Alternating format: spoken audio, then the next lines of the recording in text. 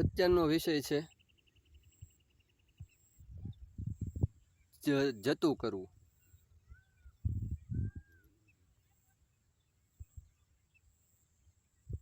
આપણે કોઈ ઝઘડામાં ફસાઈ ગયા હોઈએ, કોઈ એવી સમસ્યામાં કે આપણને દેખાઈ રહ્યું છે કે આ સમસ્યામાં જો આપણે ઊંડા ઉતરીશું તો આપણને નુકસાન થવાની સંભાવના 100% છે. તો આવા સમયે એ પરિસ્થિતિમાં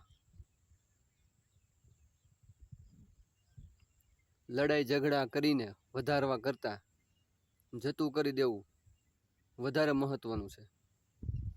કોઈએ કંઈક કટુ વચન કહ્યું હોય કે એવી કોઈ બાબત ઊભી થઈ હોય કે જે આપણને થોડું ઘણું નુકસાન પણ પહોંચ્યું હોય, જે બાબતથી, જેમ કે કોઈ સગાએ, કોઈ મિત્રએ એવું કોઈ નુકસાન કર્યું હોય કે કંઈક એવું અભદ્ર શબ્દ આપણને કહ્યો હોય જેનાથી આપણને માઠું લાગી ગયું હોય, તો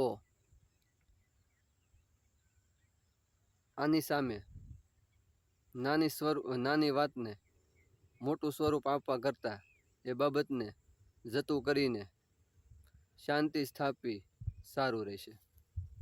કારણ કે કોઈ પણ સમસ્યા વધારવાથી વધે છે અને ઘટાડવાથી ઘટે છે. એનું નુકસાન સરવાળે બંનેને ભોગવવાનું થાય છે. પરિણામે મારું એમ કહેવું છે કે ઘણી વખત જતું કરવામાં આપણને ફાયદો રહેલો છે. પછી માણસ પોતાની પ્રકૃતિ અને સ્વભાવને અનુસાર